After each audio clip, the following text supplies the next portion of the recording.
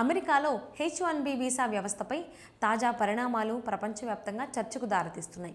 గతంలో ప్రకటించిన భారీ వన్ టైం ఫీజు ప్రభావం ఇప్పుడు స్పష్టంగా కనిపిస్తోంది. $1,00,000 వరకు పెరిగిన ఈ ఫీజు కారణంగా విదేశీ నిపుణులను నియమించడంలో అనేక సంస్థలు వెనకడుగు వేస్తున్నాయి.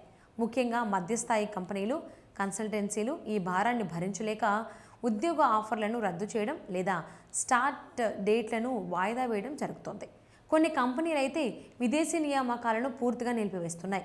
ఈ పరిణామాల మధ్య అమెరికా ఉపాధ్యక్షుడు జేడ్ వాన్స్ H1B వీసాలపై కీలక వ్యాఖ్యలు చేశారు. ఈ వీసా వ్యవస్థలో కొన్ని అవకతవకలు జరుగుతున్నాయని ఆయన అంగీకరించారు. ఇమిగ్రేషన్ వ్యవస్థను మరింత పారదర్శకంగా, క్రమబద్ధంగా నిర్వహించాల్సిన అవసరం ఉందని స్పష్టం చేశారు. అదే సమయంలో అమెరికా అభివృద్ధిలో వలసదారుల పాత్ర ఎంతో కీలకమని కూడా ఆయన పేర్కొన్నారు. తమ దేశానికి వచ్చే వలసదారులు తమ స్వదేశం మాత్రమే కాకుండా అమెరికా జాతీయ ప్రయోజనాలను కూడా దృష్టిలో పెట్టుకోవాలని జేడ్ వాన్స్ సూచించారు.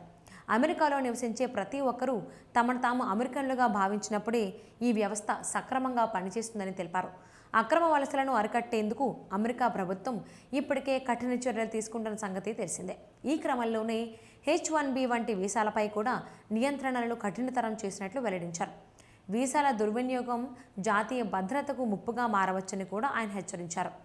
ప్రస్తుతం H1B వీసా లబ్ధిదారుల్లో 80% మందికి పైగా భారతీయులు, చైనా దేశాలకు చెందిన వారే ఉన్నారు.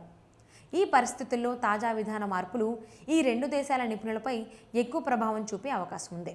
మొత్తానికి H1B వీసా వ్యవస్థలో మార్పులు అమెరికాలో ఉద్యోగ అవకాశాలు, విదేశీ నిపుణుల భవిష్యత్తుపై గణనీయమైన ప్రభావం చూపనున్నాయని విశ్లేషకులు అభిప్రాయపడుతున్నారు.